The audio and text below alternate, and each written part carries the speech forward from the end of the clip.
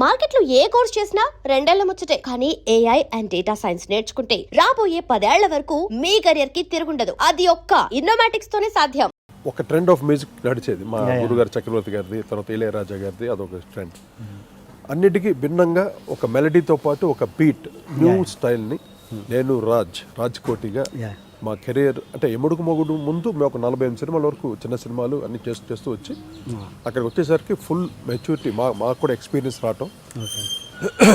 ఎముడుకు మొగుడు సినిమా అంత పర్టికులర్ మీరు అడిగిన మీకు నచ్చిన పాట వానజల్లు పాట ప్రతి ఒక్కరికి ఆ రోజుల్లో అందం హిందోళం వానజల్లు ఎముడుకు మొగుడు సాంగ్స్ అన్నీ సూపర్ డూపర్ హిట్. వానజల్లు మటుకు చాలా ఫ్రెష్గా ఉండేది, ఎందుకంటే ఆ సాంగ్ పిక్చరైజేషన్ కూడా ఏదో ముత్యాలు చెప్పనుండి ఈ కాన్సెప్ట్ అంతా మాకు డైరెక్టర్ చెప్పాడు అనమాట.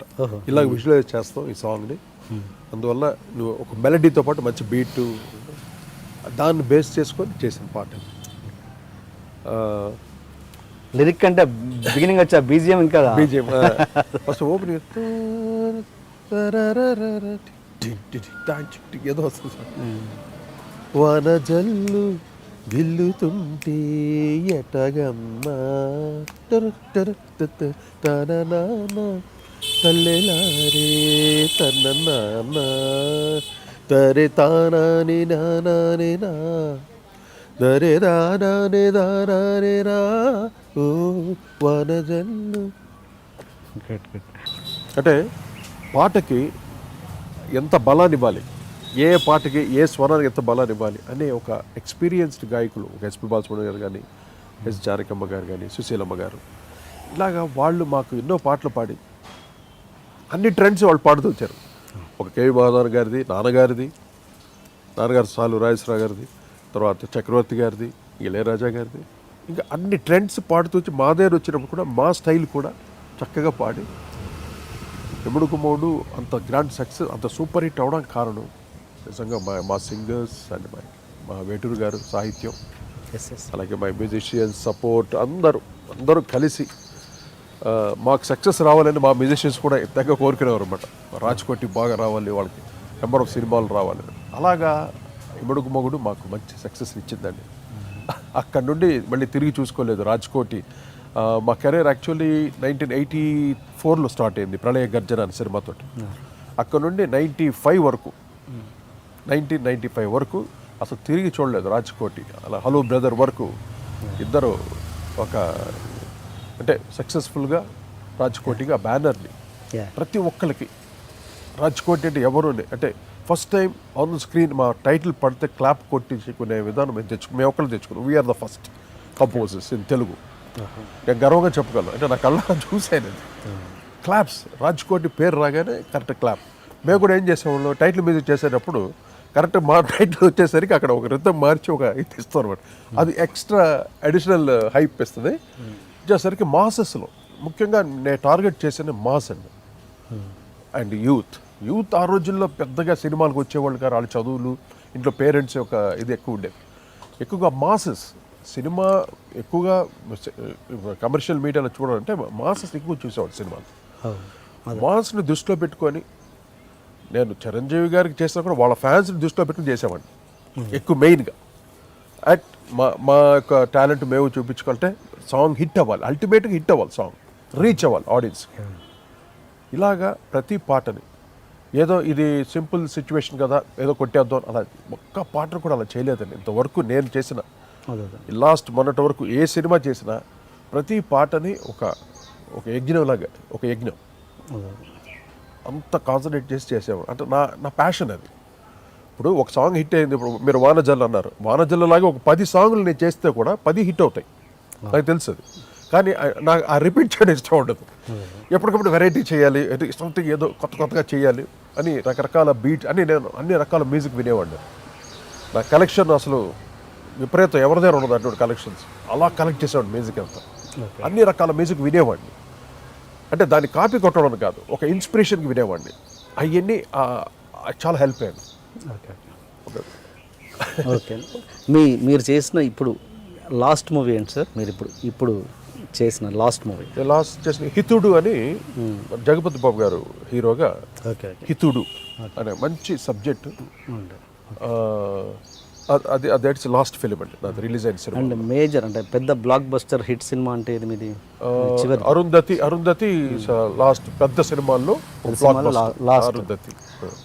అదే అంటే అంత బ్లాక్ బస్టర్ ఇచ్చిన కోటి గారు ఎందుకు మళ్ళీ తర్వాత పెద్ద సినిమాలు చేయలేకపోయారు అని ఇలాంటి డెఫినెట్గా అది ఆడియన్స్లో ఉంటుంది, మ్యూజిక్ లవర్స్లో ఉంటుంది, ఈవెన్ నాకు కూడా ఉంటుంది.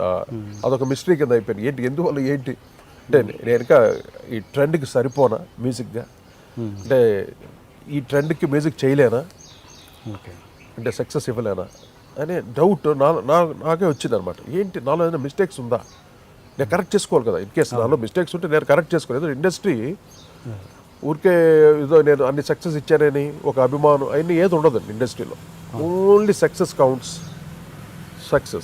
ఆ సక్సెస్ ఉంటేనే ఎవరన్నా నా దగ్గరకు వస్తారు. నేను అరుంధతి తర్వాత చాలా సినిమాలు చేశాను. నేను మ్యూజికల్గా ఎప్పుడు ఫెయిల్ అవ్వాలి. ఇంతవరకు ఏ సినిమానా తీసుకోండి, నేను కాన్ఫిడెంట్గా చెప్పగలను, మ్యూజికల్గా నేను ఎప్పుడు ఫెయిల్ అవ్వాలి. సినిమాలు ఫ్లాప్ అయినాయి. నేను ఎంతో మంచి మ్యూజిక్ చేసే సినిమాలు ఫ్లాప్ అయినాయి. ఆ మ్యూజిక్ అంతా వేస్ట్ అయిపోయింది. ఏ పాట హిట్ అవ్వాలన్నా ఆ సినిమా హిట్ అవుతే ఒక 2-3 సార్లు ఆడియన్స్ చూస్తారు. చూసినప్పుడు ఆ పాట అందరికి ఎక్కుతుంది అనమాట. ఏమంటే ఆ ఛాన్స్ నాకు తర్వాత. అంటే మీరు ఇచ్చింది బ్లాక్ బస్టరే కదా, మరి ఎందుకు ఏంటి reason? అంటే అరుంధతి కైండ్ ఆఫ్ సినిమా అదొక న్యూ స్టైల్ ఆఫ్ ఫిలిం. ఆ తర్వాత ఆ టైప్ సినిమాలు ఆ రేంజ్లో ఎవరు చేయలేదు. అంటే ఆ పేరుతో, అంటే ఆ టైప్ ఆఫ్ ఆ షేడ్ తోటి సినిమాలు తీశారు. ఆ బడ్జెట్ కానీ ఆ మేకింగ్ స్టైల్ కానీ లేదు. అన్ని చీప్ కైండ్ ఆఫ్ ఫిల్మ్స్ వచ్చినాయి ఆ ట్రెండ్లో. ఓకే అది ఏ సినిమా నిలబడలేదు. మన అందరికి ఆడియన్స్ కూడా తెలుసు, మనందరికి తెలుసు. అలా నాకు ఆఫర్స్ వచ్చినాయి. అటువంటి సినిమా నేను చేయలేదు, నేను ఒప్పుకోలేదు. వన్స్ ఒక స్టేజ్కి వెళ్ళిన తర్వాత నా ఎక్స్పీరియన్స్ తగ్గ సినిమా అని నేను చాలా చాలా గొప్పగా ఫీల్ అయ్యేవాడిని. ఒక ఆనందం, ఒక సాటిస్ఫాక్షన్. ఇది అరుంధతి లాంటి సినిమా ఒక ఎక్స్పీరియన్స్డ్ కంపోజర్ చేస్తేనే ఆ సినిమా న్యాయం చేయగలం. ఏదో సీడీలు పెట్టి శాంపుల్స్ పెట్టి చేసే రికార్డింగ్ కాదు అది. ఈచ్ బిట్ కంపోజ్ చేయాలి. అలాగే చేసిన బిట్స్ అనమాట. అరుంధతి సినిమాలో ఈచ్ బిట్ నేను కంపోజ్ చేసి అరేంజ్ చేసి దాన్ని మొత్తం ప్యాడింగ్స్ అన్ని ఆర్కెస్ట్రా యాడ్ చేసి. అంటే ఓకే, మీరు అప్పుడు ఒక టైంలో మీకు గ్యాప్ వచ్చింది, బ్రేక్. ఎందువల్ల అంటే మీరు ఏదో కంపెనీ మీ ఓన్ కంపెనీ పెట్టి మీరు రైట్స్ అడగడం వల్ల అప్పట్లో కొంచెం ఇండస్ట్రీ మిమ్మల్ని దూరం పెట్టిందని మీరే చెప్పారు చాలాసార్లు. అప్పుడు ఒక కారణం ఉంది. ఇప్పుడు అలాంటి కారణం ఏదైనా ఉందా మళ్ళీ? కారణం ఏం లేదండి. అంటే ఇండస్ట్రీని అందరితో మంచిగా ఉంటాను. అందరికి everybody likes me, loves me lot. Industry నేను ఎవరితో కాంట్రవర్సీ పెట్టుకోను. నేను ఎవరిని నేను ఎప్పుడు నా ప్రొఫెషన్ నాకు ముఖ్యం. నా ప్రొఫెషన్లో ఎవరు ఇన్వాల్వ్ అయినా నేను ఒప్పుకునేవాడు కాదు. అలా చిన్న చిన్న ఇన్సిడెంట్స్ జరిగినాయి ఫ్యూచర్, పాస్ట్లో ఎన్నో జరిగినాయి ఇన్సిడెంట్స్. నా ప్రొఫెషన్లో ఇన్వాల్వ్ అవుతే మటుకు నాదేంటి తప్పు అంటే నేను కాన్సన్ట్రేట్ చేసి ఒక తపస్సులా చేసేవాడిని. దీంట్లో నా తప్పు ఏంటి? తప్పు ఉంటే మీరు చెప్పారు, definitely I will correct my self. ఓహో కరెక్టే కదా, నాది మిస్టేక్ అని. అలాగే నేను కరెక్ట్ చేసుకున్న సమయాలు ఉన్నాయి, కొన్ని నేను రివోల్ట్ అయిన సమయాలు కూడా ఉన్నాయి కొన్నిటికి. Okay okay.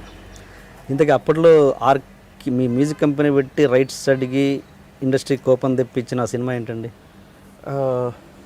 త్రినేత్రుడు అనే సినిమాకి ఫస్ట్ టైం అంటే రాజ్కోటి మేము ఆర్కే క్యాసెట్ పెట్టాం అనమాట. ఒక బటర్ఫ్లై ఎంబలం అనమాట. బటర్ఫ్లై దీంట్లో ఆర్కే అని క్యాసెట్ ఫస్ట్ మేము స్టార్ట్ చేసాం. దాంట్లో మేము చేసింది చిక్ పక్ అనే ఆల్బమ్, తర్వాత డ్యాన్స్ గ్యాంగ్ అనే ఒక ఆల్బమ్. ఇది కాకుండా ఒక 2-3 సినిమాలు చేసాం, చిన్న చిన్న సినిమాలు. దాదర్ ఎక్స్ప్రెస్ అని కొన్ని చిన్న చిన్న సినిమాలు చేసాం.